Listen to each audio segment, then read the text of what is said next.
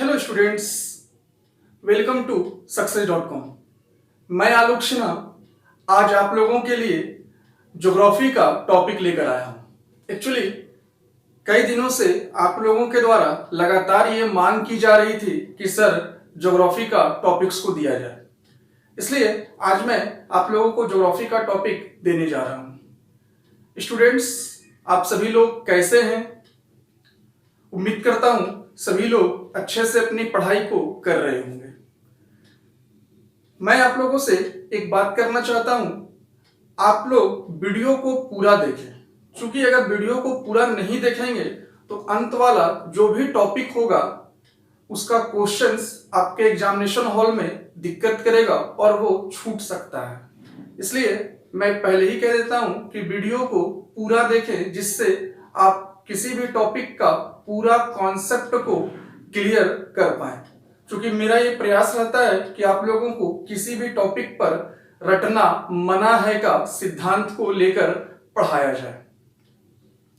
और वीडियो अगर अच्छा लगे तो कमेंट जरूर करें और लाइक बटन को जरूर दबाएं, और अगर बुरा लगे तो भी आप डिसलाइक बटन को दबा सकते हैं, ऑप्शंस तो आपके पास है ही।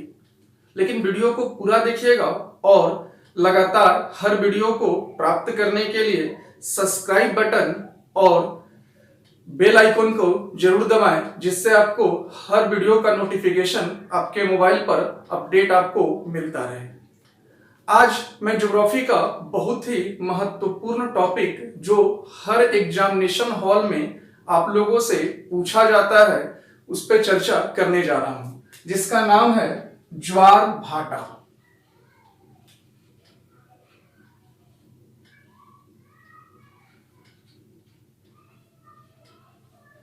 ज्वार भाटा, जिसे इंग्लिश में टाइड कहा जाता है, महासागर में होने वाली बहुत ही प्रभावशाली घटना, जिससे कई महत्वपूर्ण चीजें हम लोगों को महासागर से प्राप्त होती है। उन चीजों को लेकर मैं चर्चा करूंगा ज्वार भाटा के रूप में। ठीक है, देखते हैं क्या है ज्वार भाटा। ध्यान देना, ज्वार डेट मीन्स समुद्री जल का ऊपर उठना और भाटा डेट मीन्स समुद्री जल का नीचे उतरना।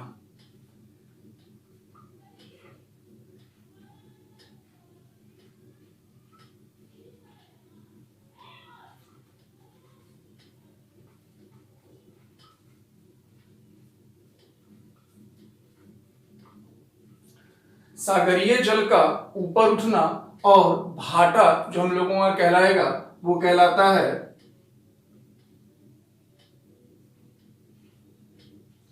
सागरीय जल का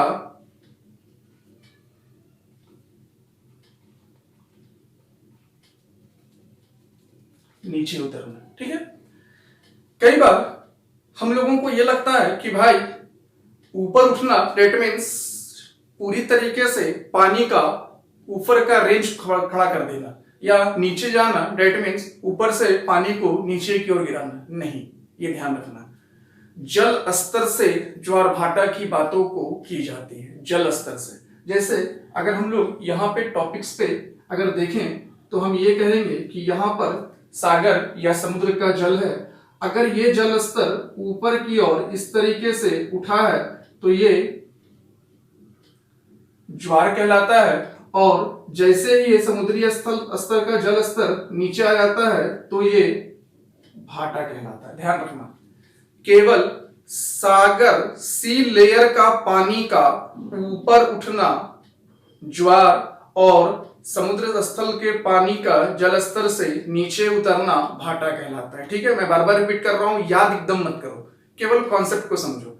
सागरीय जल स्तर का ऊपर उठना ज्वार और नीचे उतरना भाटा कहलाता है। ठीक है, याद रखना, ये ऊपर उठ रहा है तो ये ज्वार है और ये नीचे उतर रहा है तो ये क्या है, भाटा के तौर पर जाना जाता है।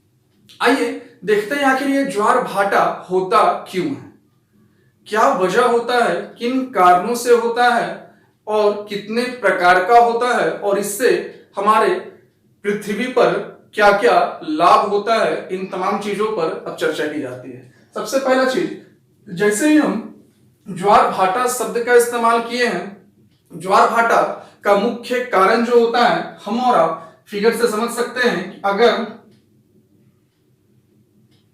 यहां पर सन है और सन के यहां पर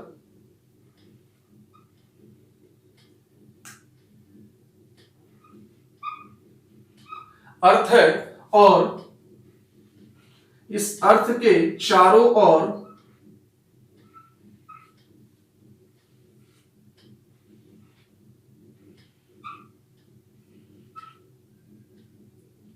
चंद्रमा मूव कर रहा है। इस अर्थ के चारों ओर कौन मूव कर रहा है?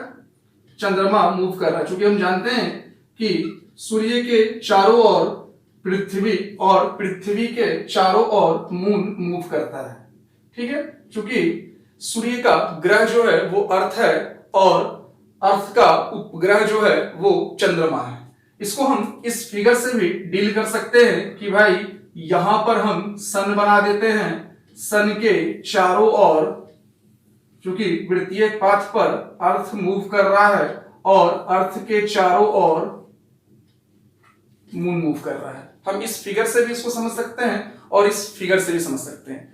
ध्यान देना इसके मूवमेंट पे, क्योंकि सूर्य और चंद्रमा के मूवमेंट पे पृथ्वी के साथ जो रिलेशंस होता है वो एक फोर्स के कारण होता है, जिसे हम गुरुत्वाकर्षण बल, ग्रेविटी फोर्स कहते हैं। हालांकि ग्रेविटी फोर्स के बारे में सबसे पहले चर्चा के रूप में कहते हैं हम लोग कि ग्रेविटी की खोज करने वाले इंसान जो हैं वो न्यूटन है। लेकिन ध्यान रखना, ग्रेविटी की खोज न्यूटन से पहले ही आकर्षण शक्ति के माध्यम से भारत में भी बताई गई थी। भारत में भी इसके बारे में बताया गया था न्यूटन से पूर्व, लेकिन न्यूटन का गुरुत्वाकर्षण शब्द को प्रूव करके उन्होंने इसे नाम दिया। बहरहाल जो भी हो, यहां पर एक बल, क्योंकि हम जानते हैं कि सूर्य, चंद्रमा, पृथ्वी ये आपस में एक बल के साथ कार्य करते हैं जिसे हम गुरुत्वाकर्षण बल कहते हैं। सूर्य, चंद्रमा, पृथ्वी, सूर्य का गुरुत्वाकर्षण बल के कारण, चंद्रमा के गुरुत्वाकर्षण बल के कारण टाइड क्रिएटेड होता है और ये ज्वार भाटा काम करता है। लेकिन केवल ये ध्यान रखना, केवल गुरुत्वाकर्षण बल ही नहीं, चंद्रमा के साथ दो बल काम करता है। ऐसे तो हम कह सकते हैं गुरुत्वाकर्षण बल में चंद्रमा के साथ टाइट काम कर रहा है, लेकिन एक और बल लगता है जिसे हम अपकेंद्रीय बल के नाम से जानते हैं। चाहे गुरुत्वाकर्षण बल या फिर अपकेंद्रीय बल, ये दो कारणों से ज्वार भाटा दो प्रकार के बल के कारण होता है। आइए चर्चा करते हैं किस रूप में ये होता है। ध्यान देना, समुद्री जल का जल स्तर ऊपर उठना और नीचे गिरना, सूर्य भी है, चंद्रमा भी है, लेकिन अर्थ के नजदीक कौन है भाई? तो अर्थ के नजदीक सूर्य है कि चंद्रमा है? स्वाभाविक सी बात है, अर्थ के नजदीक जो है वो चंद्रमा है, क्योंकि सूर्य की अपेक्षा चंद्रमा का आकार भले ही छोटा हो, ध्यान देना, सूर्य की अपेक्षा चंद्रमा का आकार भले भले ही छोटा हो, लेकिन क्या है भाई? लेकिन चूंकि ये पृथ्वी से अधिक नजदीक है, इसलिए इसमें गुरुत्वाकर्षण बल जो है, ज्वार उत्पन्न करने का जो फोर्स है वो सूर्य से बहुत ज्यादा हो जाता है। सूर्य से इसका जो रिलेशन बनता है वो 2.717 गुना अधिक होता है। ध्यान दीजिएगा, मैं बार बार रिपीट कर रहा हूं, सूर्य और चंद्रमा दोनों में बल काम कर रहा है, लेकिन सूर्य से अधिक शक्तिशाली, सूर्य चंद्रमा से अधिक शक्तिशाली है, यह भी सही है। लेकिन पृथ्वी पे हम बात कर रहे हैं क्या? टाइट कहां? पृथ्वी पे। तो पृथ्वी के में मैं बात कर रहा हूं, तो पृथ्वी के में सूर्य की तुलना में चंद्रमा पृथ्वी से अधिक नजदीक है, जिसके वजह से इसमें जो बल, गुरुत्वीय बल जो काम करता है या ज्वार उत्पन्न करने की जो क्षमता है वो सूर्य से चंद्रमा में 2.17 गुना अधिक होता है। ठीक है, 2.17 गुना अधिक होता है। किसमें? चंद्रमा में। किसके अपेक्षा? सूर्य के अपेक्षा। कारण क्या है? क्योंकि चंद्रमा पृथ्वी के अधिक नजदीक है और सूर्य जो है वो पृथ्वी से काफी दूर है, जिसकी वजह से चंद्रमा की शक्ति जो होती है वो सूर्य से अधिक होती है।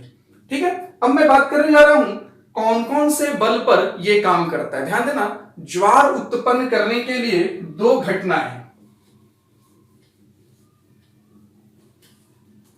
ज्वार उत्पन्न करने के दो घटनाएं होते हैं। ज्वार उत्पन्न के दो घटनाएं होते हैं जिनमें मैं चर्चा करूंगा। ज्वार उत्पन्न की घटना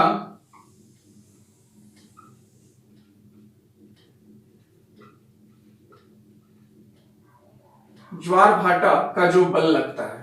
अभी मैंने आपसे तुरंत चर्चा किया कि भाई गुरुत्वाकर्षण बल लगता है, लेकिन गुरुत्वाकर्षण बल के अलावे एक और बल भी लगता है जिसे हम लोग अपकेंद्रीय बल या इंग्लिश में सेंट्रीफ्यूगल फोर्स के नाम से जानते हैं। पहला बल मैं चर्चा करने जा रहा हूं गुरुत्वाकर्षण बल।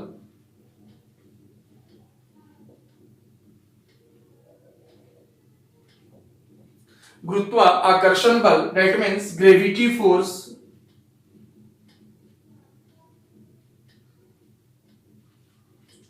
या फिर ग्रेविटेशनल फोर्स।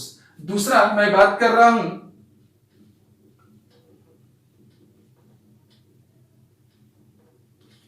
अपकेंद्रीय बल। ध्यान देना, दूसरा मैं बात कर रहा हूं क्या? अपकेंद्रीय बल, जिसको हम लोग इंग्लिश में सेंट्रीफ्यूगल फोर्स कहते हैं।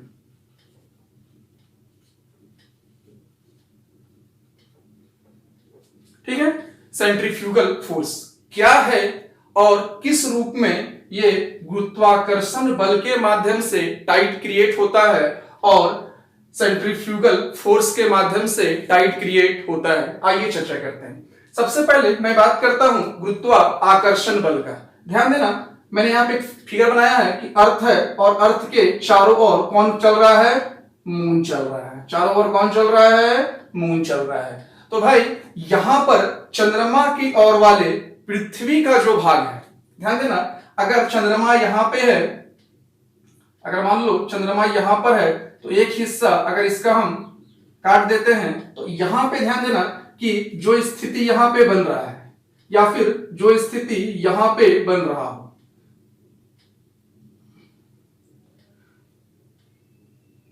ठीक है, तो चंद्रमा के सामने जो पृथ्वी का भाग है उससे जो ज्वार उत्पन्न होता है। ध्यान देना, मैं बार बार रिपीट कर रहा हूं, चंद्रमा के सामने जो पृथ्वी का भाग होता है that means front position. That means क्या?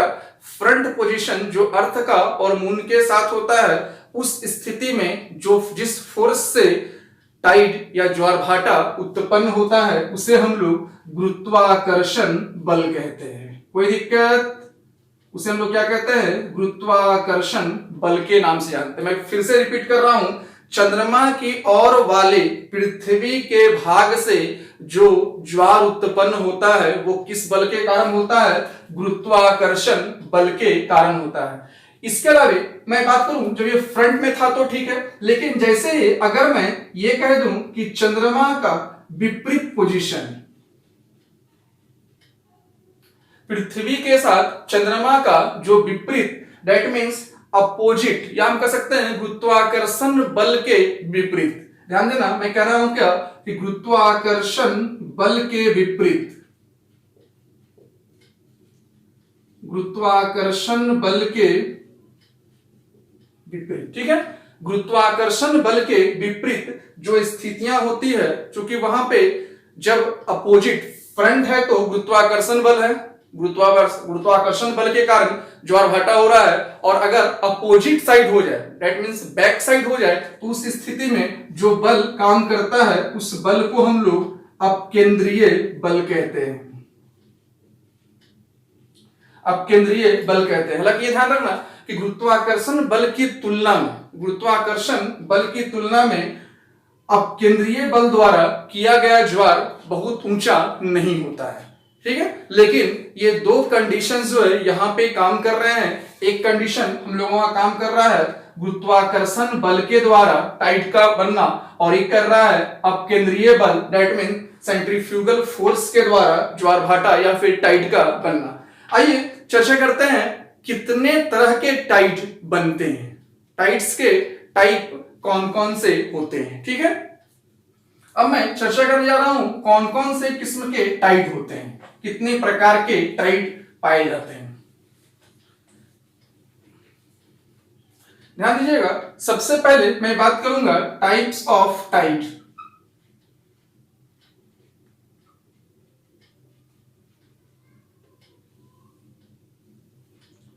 टाइप्स ऑफ टाइड, जिसमें पहला टाइड मैं बोलूंगा आपसे दैनिक ज्वार, दैट मीन्स जो टाइड डेली क्रिएटेड होता है, दैनिक ज्वार कहा जाता है। दैनिक ज्वार की जब मैं बात कर रहा हूं तो किसी भी सागर में प्रत्येक दिन एक उच्च ज्वार और एक निच्च ज्वार या फिर एक निम्न ज्वार क्रिएटेड होता है, इसलिए हम लोग वहां पे वर्ड इस्तेमाल करते हैं कि ये दैनिक ज्वार के तौर पर है। और ये भी ध्यान रखना कि जब ये उच्च हो या फिर निम्न हो, दोनों की हाइट जो होती है, उच्च ज्वार या फिर निम्न ज्वार की हाइट मतलब अप एंड डाउन जो होता है, वो पूरी तरीके से उसकी हाइट जो होती है, उसकी ऊंचाई जो होती है, ये इक्वल होता है। ठीक है, हाइट जो इसका है वो याद रखना इक्वल, दैट मींस एक समान ये टाइड जल स्तर ऊपर भी उठता है और एक समान जल स्तर नीचे भी आता है। दिन भर में दो बार ये प्रक्रिया होती है, एक बार उच्च ज्वार के तौर पर और एक बार निम्न ज्वार के तौर पर। ठीक है, दैनिक ज्वार। दूसरा मैं बात करने जा रहा हूं जो कहलाता है मिश्रित ज्वार।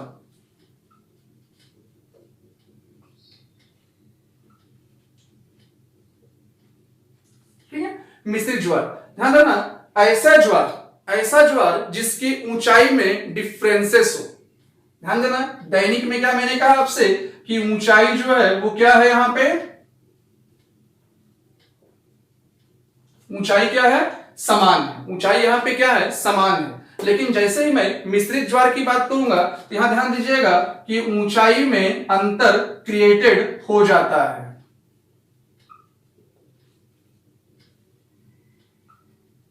ऊंचाई में यहां पर भिन्नता आता है। तीसरा जो है वो हम लोगों को कहलाता है अर्ध दैनिक ज्वार। देखो नाम में ही लग रहा है, अर्ध दैनिक ज्वार।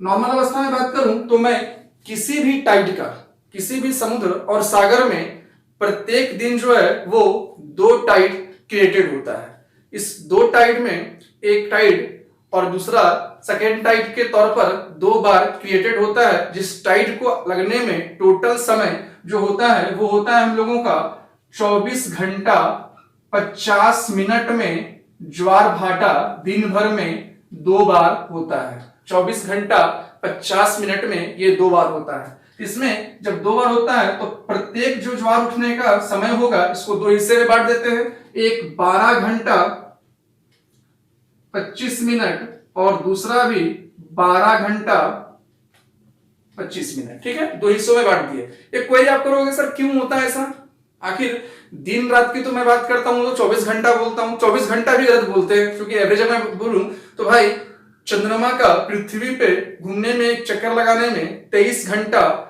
56 मिनट और 4 सेकंड का समय लगता है, उतना ही में दिन रात होता है। लेकिन जैसे ही मैंने भी तुरंत पहले चर्चा किया था कि जब अर्थ के चारों ओर चंद्रमा मूव कर रहा है तो वो एक अंश आगे बढ़ जाता है, जिसके कारण ये समय डिफरेंस हो जाता है और 24 घंटा 50 मिनट में टाइड क्रिएटेड होता है। और इसमें दो बार जिसको करते हैं तो इसको दो पार्ट में, प्रत्येक टाइड जो है वो 12 घंटा 25 मिनट और 12 घंटा 25 मिनट पर आता है। लेकिन जैसे ही मैं अर्ध की बात करूं तो ये एक सामान्य प्रक्रिया है जिसमें दो बार उच्च ज्वार रेट मींस 12 घंटा 25 मिनट पर और दो बार निम्न ज्वार रेट मींस 12 घंटा 25 मिनट पर ये स्थितियां क्रिएटेड होती है। इसके बाद मैं बात करूंगा अगला टॉपिक का जो कहलाता है हाई टाइड, दैट मींस उच्च ज्वार।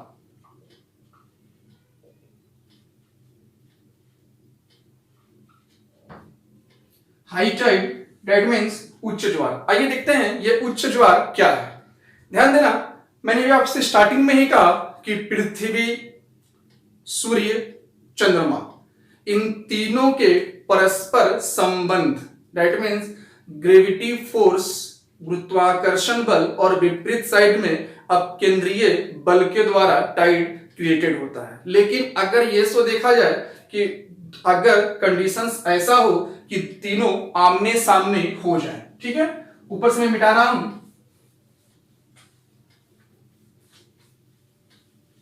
कंडीशंस ऐसा हो जाए कि ये आमने सामने हो जाए, वो कंडीशंस कब स्थित होता है? तो ये स्थिति हमेशा पूर्णिमा और अमावस्या के दिन बनता है, जब मैं यहां पे सन को रख रहा हूं, यहां पे मून को रख रहा हूं, और यहां पर अर्थ को रख रहा हूं। यह स्थिति जब सूर्य का पूरा प्रकाश मून को मिल रहा हो और अर्थ पीछे हो, दैट मीन्स ये स्थिति हम लोगों का कहलाता है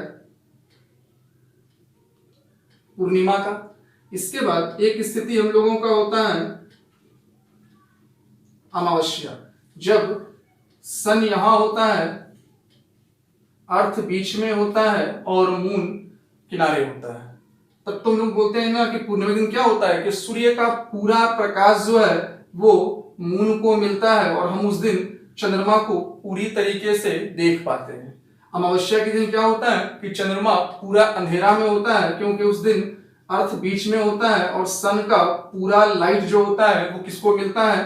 अर्थ को, जिससे मून अंधेरे में होता है। स्टूडेंट्स, इसके बाद जो मैं लगातार आप लोगों को ज्योग्राफी का एक क्लास प्रोवाइड करूंगा और हर एक टॉपिक वैसा उठाऊंगा जो आपके एग्जामिनेशन हॉल में पूछता है, क्योंकि कोई ऐसा एग्जाम नहीं है जहां टाइड से क्वेश्चन नहीं आता है। ध्यान रखना, हाई टाइड हो, लो टाइड हो, बेनिफिट्स हो, जो भी चीजें, टोटल क्वेश्चन यहाँ पे क्रिएटेड होता है। पूर्णिमा अमावस्या, मैं इसके बाद चर्चा करूंगा ग्रहण के बारे में और साइक्लोन के बारे में। लगातार ये वीडियो जारी रहेगी। आप सब्सक्राइब बटन जरूर दबाएं और बेल आइकॉन का दबाना ना भूलें, क्योंकि आपको नोटिफिकेशन मिलता रहे, ठीक है।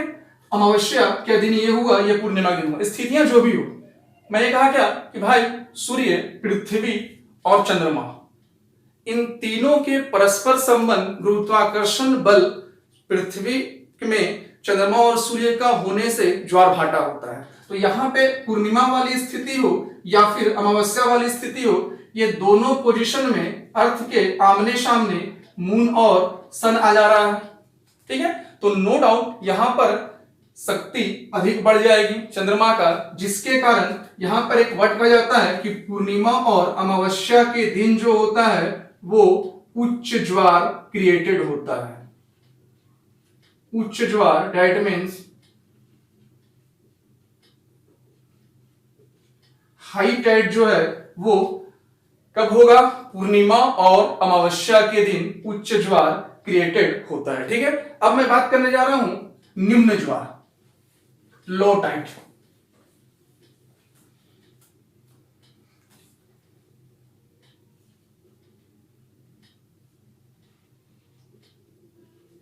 निम्न ज्वार, दैट मीन्स लो टाइड। देखिए क्या है, जब सूर्य, चंद्रमा और पृथ्वी की बातें हो रही है, आपसी संबंध के कारण टाइड बन रहा है। पूर्णिमा और अमावस्या के दिन चूंकि आमने सामने ये होते हैं, जिससे स्थितियां जो है वो पूरी तरीके से शक्तिशाली हो जाती है, तो उच्च ज्वार उत्पन्न होता है। जब हम बात किए निम्न ज्वार की, इसका मतलब डिस्टेंसेस जो है वो बढ़ जाएगा। ध्यान देना, यहां पर अगर सन है और सन के चारों ओर अर्थ मूव कर रहा है और अर्थ के चारों ओर मून मूव कर रहा है, तो अगर यहां पे सन, यहां पे अर्थ और यहां पे मून है, तो भाई ये स्थिति अमावस्या वाली है। अगर मून यहां पहुंच जाए तो ये स्थिति पूर्णिमा वाली है।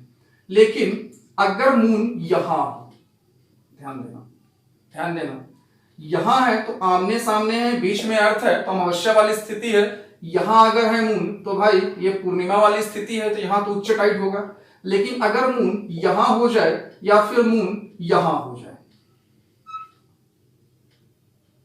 ठीक है, तो इस स्थिति में क्या होगा? मून को ना ही अधिक फोर्स अर्थ से मिल पाएगा और ना ही अधिक फोर्स सन से मिल पाएगा। तो ये स्थिति जो बनती है इसको हम लोग बोलते हैं समकोण। इस स्थिति के लिए हम लोग एक वर्ड इस्तेमाल करते हैं, क्या? समकोण। देखिए यहाँ पे 90 डिग्री एंगल हमको दिखाई देने लगा है, ठीक है, क्लियर है। तो ये स्थिति समकोण कहलाता है और इस समकोण में जो कंडीशन होता है उसको हम लोग सप्तमी या अष्टमी के दिन ये स्थितियां क्रिएटेड होता है। सप्तमी या अष्टमी के दिन ये स्थितियां क्रिएटेड होती है और इसी कंडीशंस के कारण निम्न ज्वार उत्पन्न होता है, ठीक है। इसी कंडीशन के कारण कौन सा ज्वार उत्पन्न होता है? लो टाइड या फिर निम्न ज्वार उत्पन्न होता है। कोई दिक्कत?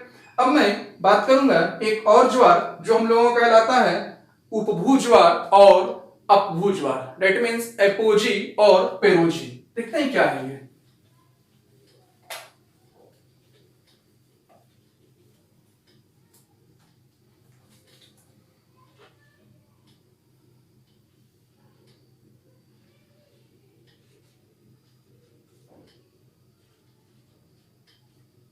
उपभू ज्वार और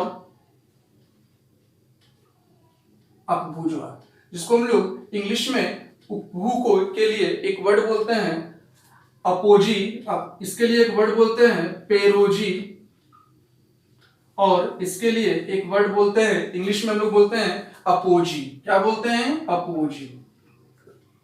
नहीं याद करना है, कॉन्सेप्ट क्लियर रखो। अपोजी, अप मतलब क्या? दूर, पेरोजी मतलब नजदीक। बस इतना ही ध्यान रखना है, अपोजी और पेरोजी। क्या ध्यान रखना है? याद रखना, फिर से मैं बोल रहा हूं, अपोजी और पेरोजी, बस इसी चीज को याद रखिएगा, नजदीक और दूर। यहां पे उपभू दैट मींस पेरोजी के लिए एक शब्द मैं कहूं पृथ्वी से नजदीक। कौन जी? चंद्रमा। टाइट की बात हो रही है, पृथ्वी से नजदीक चंद्रमा। अपभू के लिए मैं बात करूं तो पृथ्वी से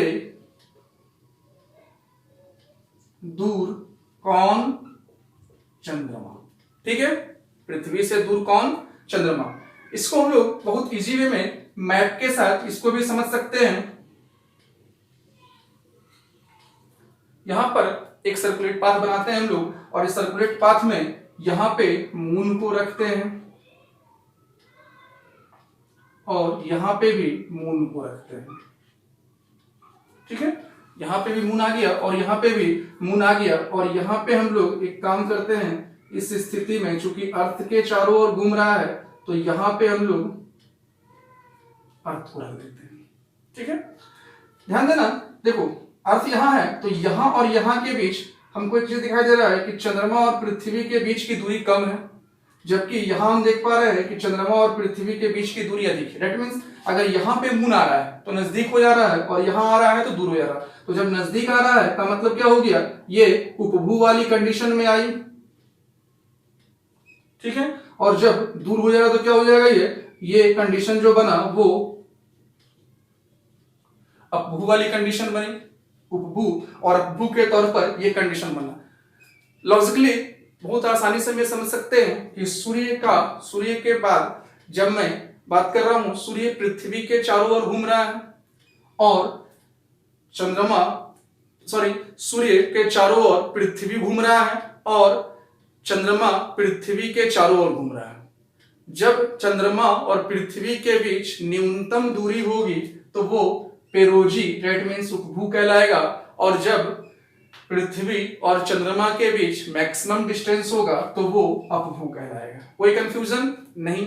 तो जब दूर होगा तो सर ज्वार उठेगा लेकिन उसकी ऊंचाई कम होगी, जब नजदीक होगा तो ज्वार की ऊंचाई अधिक होगी क्योंकि ये उच्च ज्वार के तौर पर क्रिएटेड हो जाएगा। तो याद रखना, लो टाइड और हाई टाइड के तौर पर हम लोग यहाँ पे जो है इन चीजों के बारे में बातें कर रहे होते हैं पेरोजी और अपोजी के माध्यम से।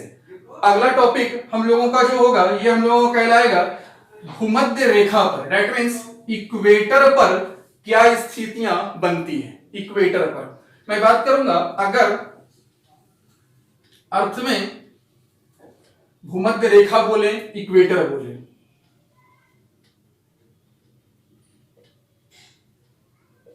भूमध्य रेखा बोल सकते हैं, या इंग्लिश में हम लोग इक्वेटर बोलेंगे। ध्यान दीजिएगा कि जब पृथ्वी के चारों ओर चंद्रमा परिक्रमा कर रहा होता है तो यहां पे भी पृथ्वी से के भूमध्य पर कई बार ये सीधा चमकता है। बार बार रिपीट कर रहा हूं, कई बार ये पृथ्वी पर सीधा चमकता है, और उस स्थिति में जब यहां पे अगर फोर्स मून का चंद्रमा का किरण जो है वो जब लंबवत भूमध्य रेखा पर होता है, उस स्थिति में जब टाइड उठता है तो उसके लिए हम लोग एक वर्ड बोलते हैं कि भाई भूमध्य रेखा का या भूमध्य का ज्वार भाटा बनता है। वो भूमध्य ज्वार के नाम से इसे हम लोग जानते हैं। ठीक है, इसके बारे में बात करूंगा। एक और टाइड जिसे हम लोग कहते हैं, हिंदी में बोलते हैं अयन वृत्तीय। क्या बोलते हैं? एक और टाइड की मैं चर्चा कर रहा हूं, हिंदी में बोलते हैं अयन वृत्तीय ज्वार के नाम से हिंदी में हम लोग बोलते हैं, और इंग्लिश में इसके लिए एक वर्ड बोलते हैं जो कहलाता है सेकेंडरी टाइड। ठीक है, सेकेंडरी टाइड। यहां भी जो कंडीशंस हम लोगों का अप्लाइड होता है वो ध्यान देना, कर्क रेखा और मकर रेखा के कारण होता है। That means tropic of cancer और ट्रॉपिक ऑफ कैप्रिकॉर्न। क्या है ये? हालांकि ज्योग्राफी का लगातार क्लासेस में अब मैं आप लोगों को सारे लाइंस को वन बाय वन क्लियर करता चला जाऊंगा। ध्यान देना, ये 0 डिग्री है और यहां से ये 5 डिग्री है। ठीक है, जैसे ही हम ऊपर की ओर 23.5 डिग्री जाते हैं नॉर्थन ऑफलेट में, उत्तरी गोलार्ध में अगर हम ऊपर की ओर 23.5 डिग्री जाते हैं तो यहाँ पे एक वर्ड बोलते हैं कि ये कर्क रेखा है, और जैसे ही दक्षिण मतलब साउथ ऑफलेट में 23.5 डिग्री मूव करते हैं तो ये हम लोगों का कहलाता है मकर रेखा।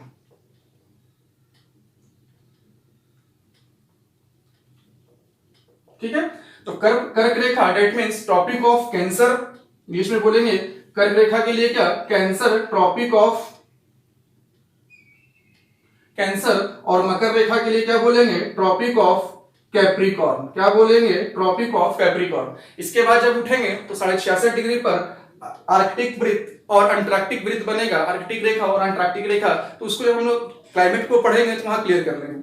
यहां मैं बात कर रहा हूं क्या, सेकेंडरी टाइड जो है वो कर्क रेखा और मकर रेखा के पास जो फोर्स काम करता है, चंद्रमा का कर्क रेखा और मकर रेखा के पास जब बल काम करता है, तो उस तरह से जब ज्वार यहाँ पे क्रिएटेड होता है तो उसके लिए एक वर्ड हम लोग देते हैं कि ये अनवृत्तीय ज्वार, दैट मीन्स सेकेंडरी टाइड के तौर पर देखा जाता है, और ये सामान्यतः कर्क रेखा में हाई टाइड क्रिएट करता है और मकर रेखा में लो टाइड को क्रिएट करके देता है। ठीक है स्टूडेंट्स, अभी तक हम लोगों ने देखा कि टाइड क्या है, टाइड के कारण क्या है, टाइड के टाइप्स क्या हैं, यहां तक हमने चर्चा किया।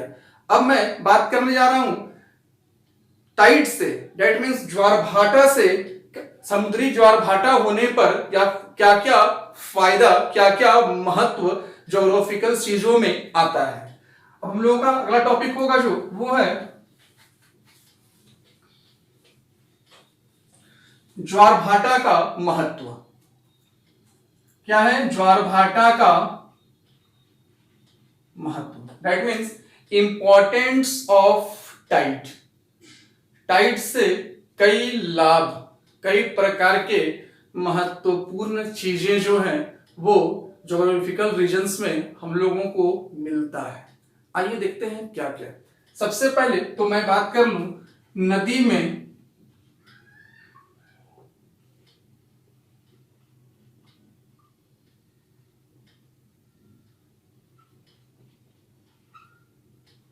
बंदरगाह, सी पोर्ट इन रिवर।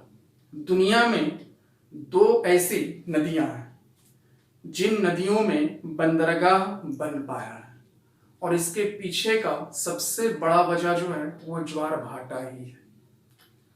पहली नदी जो है वो लंदन में टेम्स नदी है, लंदन की टेम्स नदी, जहां नदी में बंदरगाह है। कौन सी नदी? कई बार ये क्वेश्चन आपसे डायरेक्ट पूछता है कि टेम्स नदी कहां है।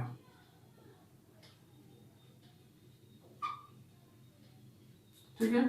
और दूसरा हो गया कोलकाता में हुगली नदी। ये दोनों नदियां अपने आप में अद्भुत इसलिए है क्योंकि इन दोनों नदियों में जो है वो ज्वार भाटा उत्पन्न होता है, और इसी ज्वार भाटा उत्पन्न होने के कारण यहां पर बंदरगाह बनाया जा पाया है। क्या और किस रूप में ये बंदरगाह यहाँ पे काम करता है? मैंने आपसे स्टार्टिंग फेज से ही कहा है कि नदियों का जल का ऊपर आना। तो जैसे ही नदियों का जल का या फिर सागर या समुद्री, यहाँ पे मैं नदी बोलूंगा क्योंकि यहाँ पे नदी में टाइड आ रहा है, याद रखना। ऐसे सागरीय जल स्तर का ऊपर उठना होगा ज्वार भाटा के लिए, लेकिन यहाँ जो वर्ड हमारा है नदी के लिए, मैं टेम्स और हुगली नदी की बात कर रहा हूं। तो जैसे ही जल स्तर ऊपर उठेगा, तो जल स्तर ऊपर उठेगा तो जो भी जहाज है उस जहाज को बंदरगाह के तट पर आने के लिए जल स्तर मिल जाएगा, तो ये इजी वे में वहां पहुंचेगा, अपना सामान जो भी उस जहाज में होगा उसको उतारेगा या फिर जो भी चढ़ाना होगा उसको चढ़ाएगा, और जैसे ही भाटा होगा, डेट मीन्स जल स्तर जैसे ही नीचे जाएगा तो वो इजी वे में डाउनफॉल होके समुद्र में चला जाएगा। ध्यान देना, यहाँ पे दो नदियां टेम्स और हुगली नदी बंदरगाह बन पाया है। नदी के तौर पर दुनिया का दो ही नदी बंदरगाह है, एक लंदन में टेम्स नदी और एक कलकत्ता में हुगली नदी, और ये दोनों बन पाने के पीछे का सबसे बड़ा महत्व कौन हो गया? ज्वार भाटा।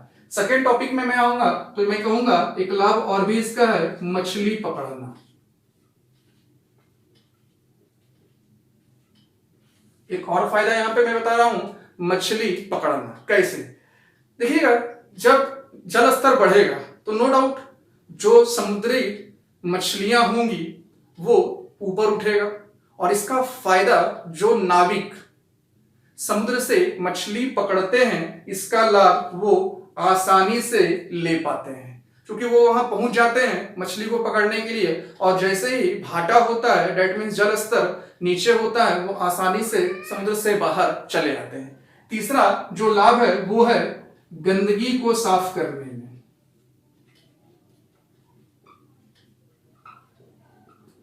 तो भाई गंदगी कहां कर, हमारे अगल बगल का तो नहीं होगा क्योंकि टाइड की बात हो रही है।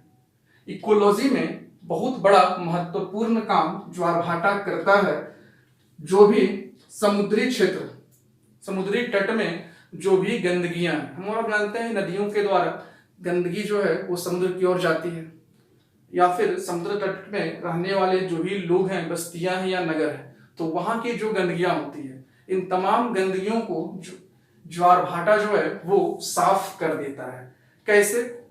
क्योंकि जल स्तर बढ़ा, जल स्तर जब बढ़ा तो जितनी भी गंदगी है सब कहाँ आया? समुद्र तट वाला समुद्र में, और जैसे डाउन हुआ तो सारी गंदगी को कौन लेके चला गया? समुद्र।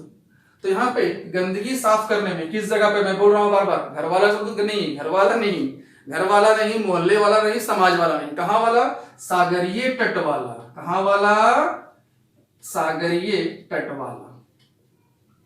ठीक है। इसके बाद मैं बात करूंगा नेक्स्ट वस्तु का, जिसमें हम लोग समुद्री वस्तु को प्राप्त करते हैं।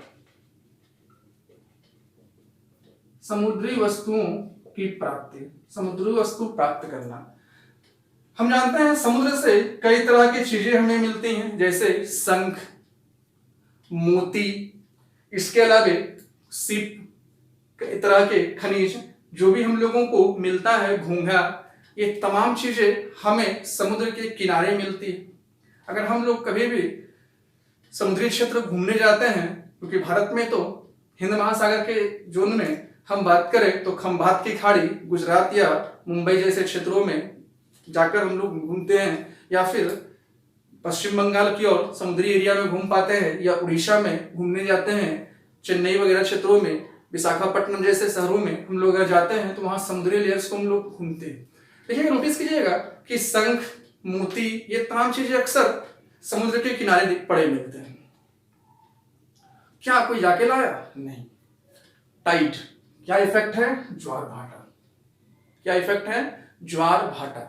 ज्वार भाटा के कारण समुद्र के अंदर की जो वस्तुएं हैं वो वस्तुएं ज्वार के कारण सारी समुद्र के तट पर पहुंच जाती है। ठीक है। इसके बाद मैं बात करूंगा समुद्री जल का गतिशील रखने में भी महत्वपूर्ण होता है।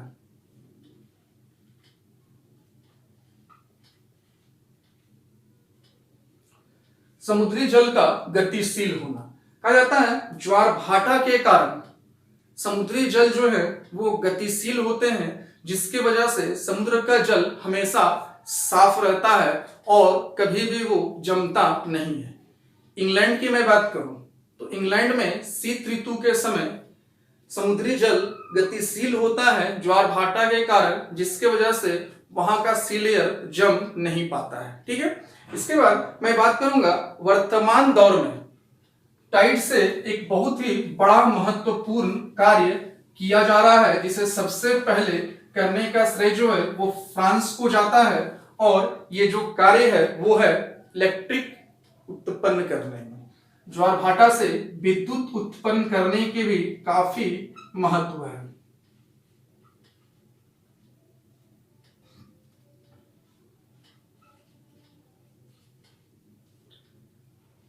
जिसे हम लोग बोलते हैं ज्वारीय विद्युत।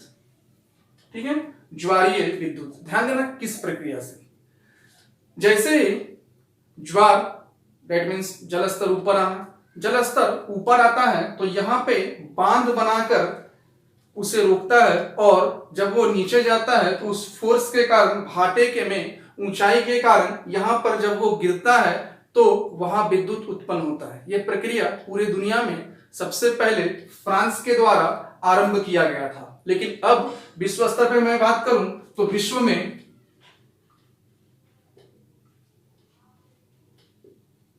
फ्रांस, कनाडा, चीन, ठीक है, इसके अलावा जापान,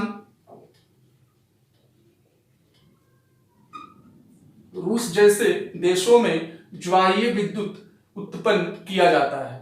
भारत में भी वर्तमान समय की मैं बात करूं तो भारत में भी ज्वारीय उत्पन्न करने की प्रक्रिया आरंभ हुई है।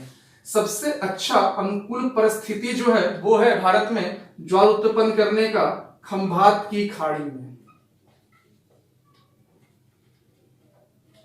सबसे अनुकूल स्थिति जो है वो खंभात की खाड़ी में ये हो पाता है। खंभात की खाड़ी, कच्छ की खाड़ी में सबसे अच्छा उपलब्धि जो है यहाँ पर अनुकूल परिस्थितियां बनती है।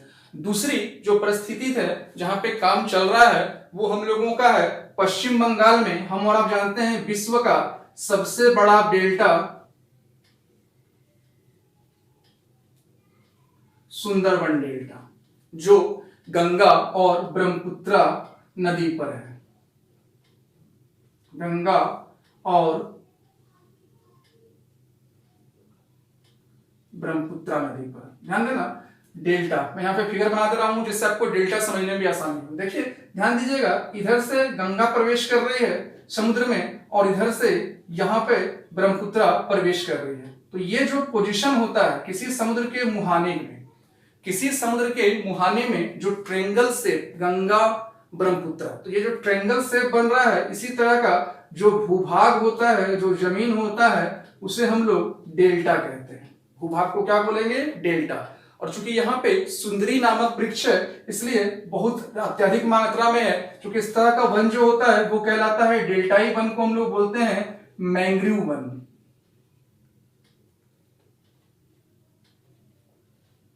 मैंग्रोव वन के नाम से जानते हैं, मैंग्रोव वन कहते हैं। इस तरह का जो यहाँ पे डेल्टा में मैंग्रोव वन होता है और सुंदरी वृक्ष अधिक है, इसलिए सुंदरवन डेल्टा। इस सुंदरवन डेल्टा में ज्वारीय ऊर्जा प्राप्त होती है। याद रखना, सुंदरवन डेल्टा में ज्वारीय ऊर्जा प्राप्त होती है। पहला चीज, सुंदरवन कहाँ है? तो पश्चिम बंगाल में। और एक क्वेश्चन ये उठेगा कि कहां पे?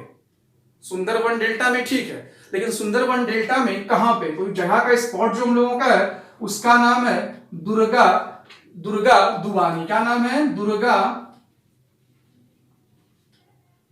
दुआनी। याद रहेगा, पहला भारत की स्थिति में खंभात की खाड़ी में ये उत्पन्न होगा। दूसरा, सुंदरवन डेल्टा में, पश्चिम बंगाल के सुंदरवन डेल्टा, डेल्टा क्यों बनता है? गंगा और ब्रह्मपुत्रा के कारण। और सुंदरवन डेल्टा में कहां पे? दुर्गा दुआनी में ज्वारीय विद्युत उत्पन्न करने की काम चल रहा है और 3 मेगावाट फिलहाल जो है वो 3 मेगावाट यहाँ पे बिजली उत्पादित हो रही है। दुनिया में सबसे पहले कहाँ, ठीक है, फ्रांस से स्टार्ट हुआ और फ्रांस, कनाडा, चीन, जापान और रूस। आज का वीडियो में हमने पूरे के पूरे ज्वार सिस्टम्स को देखा, चाहे वो कोई भी एग्जाम हो, रेलवे दे रहे हो, एसएससी दे रहे हो या फिर पीसीएस लेवल के एग्जाम्स आप दे रहे हो, बीपीएससी जेपीएससी एग्जामिनेशंस को दे रहे हो, वहां पे प्री और मेन दोनों जगहों पर ही आपका काम आएगा। ज्वार भाटा से, जस्ट लाइक मेन का मैं क्वेश्चन बोलता हूं, ज्वार भाटा से होने वाले महत्वपूर्ण लाभ क्या है, आप इजी वे में इसे अपने तरीके से डील कर पाओगे, या फिर ज्वार भाटा के कारण क्या है। वनडे एग्जाम्स में अक्सर देखा जाता है उच्च ज्वार कब क्रिएट होता है, निम्न ज्वार कब क्रिएट होता है, ठीक है, ये तमाम चीजें यहाँ पे बातें आती है। ज्वार आने में कितना समय लगता है, मैंने आपसे कहा 24 घंटा 50 मिनट, जिसमें 12 घंटा 25 और 25 को 12 घंटा 25 मिनट और 12 घंटा 25 मिनट को बांट दिया जाता है। स्टूडेंट्स, मैं फिर से कहूंगा वीडियो को पूरा जरूर देखें, क्योंकि जब तक आप वीडियो पूरा नहीं देखोगे तब तक आप कैसे समझ पाओगे कि आज मैंने इस वीडियो में सीखा क्या।